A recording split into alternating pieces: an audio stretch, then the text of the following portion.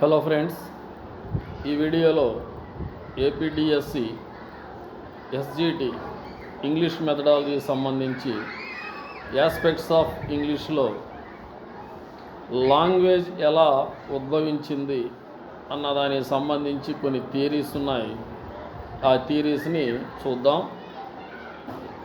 Language పుట్టడానికి కారణాలు, ఎలా లాంగ్వేజ్ అన్నది ఇవాల్వ్ అయింది అంటానికి కొన్ని థియరీస్ ఏంటి అంటే, ఒకటి divine theory, 2 bow wow theory, 3 ding dong theory, 4 yo he ho theory.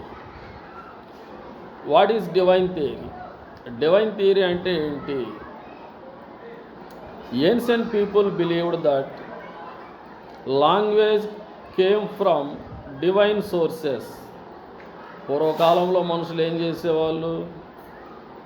Language ఎలా వచ్చింది అంటే అది దేవుడి దగ్గర నుంచి వచ్చింది అనేవాళ్ళు. డివైన్ అంటే గాడ్ అని. దేవుడు ఎక్కడ ఉంటాడో ఆ ప్రాంతాన్ని డివైన్ ప్లేస్ అంటాం. కాబట్టి వాళ్ళు ఏమనేవాళ్ళు? Language came from divine sources. కాబట్టి ఈ థియరీని గాడ్స్ గిఫ్ట్ థియరీ అని కూడా అంటాం. రెండవది బౌవౌ థియరీ. ఈ బౌవౌ థియరీని ప్రతిపాదించింది ఎవరంటే Leibniz, LIBNEZ, Leibniz. Leibniz proposed this theory. ఈ థియరీ ప్రకారం ఈ లాంగ్వేజ్ ఎలా ఇవాల్వ్ అయిందంటే, కొన్ని సౌండ్స్ని, మన సరౌండింగ్స్లో ఉన్న సౌండ్స్ని ఇమిటేట్ చేయటం వల్ల లాంగ్వేజ్ వచ్చిందని చెబుతుంటారనమాట.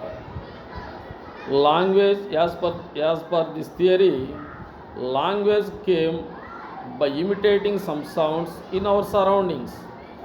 ఫర్ ఎగ్జాంపుల్, కొన్ని పక్షులను తీసుకుంటే లేదా జంతువులను తీసుకుంటే అవి సౌండ్స్ చేస్తాయి. మో, MOO మో, మ్యావ్, MEOW మ్యావ్, కుక్కు, బ్యాంగ్, ఇలాంటి సౌండ్స్ని ఇమిటేట్ చేసి నిదానంగా లాంగ్వేజ్ అనేది వచ్చిందని చెప్పడం జరిగింది. కాబట్టి ఈ థియరీని ఇమిటేటివ్ థియరీ అని కూడా అంటాం.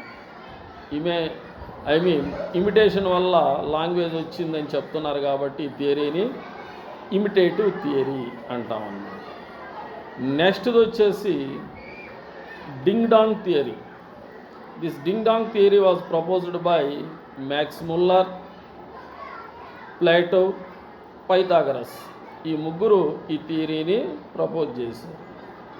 వీళ్ళు ముగ్గురు ఏం చెప్తారంటే, మన సరౌండింగ్స్లో ఉన్న కొన్ని ఆబ్జెక్ట్స్కి, ఆబ్జెక్ట్ అంటే ఇక్కడ వస్తువు అని కాదు, మన సరౌండింగ్స్లో కానీ మనం నివసించే సమాజంలో అది ఒక కట్టడం కావచ్చు, చెట్టు కావచ్చు, పుట్ట కావచ్చు, మనిషి కావచ్చు, వాటిని చూసినప్పుడు మనకు అవసరమైన క్వాలిటీస్కి మనం రెస్పాండ్ అవుతాం.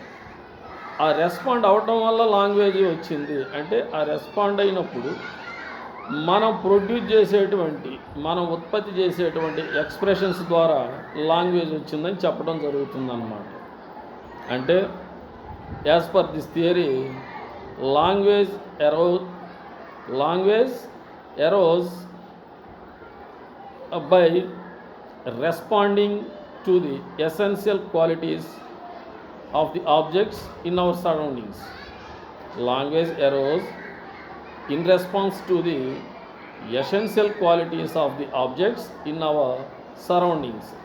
ప్రకృతిలో ఉన్నటువంటి కొన్ని ఆబ్జెక్ట్స్కి ఉన్న లక్షణాలను బట్టి మనకు అవసరమైన లక్షణాలు చూసినప్పుడు మనం ఏం చేస్తాం?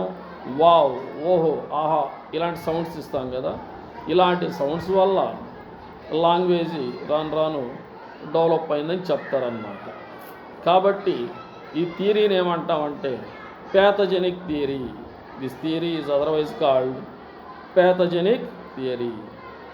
తర్వాత వచ్చేసి యో హీ హో థియరీ.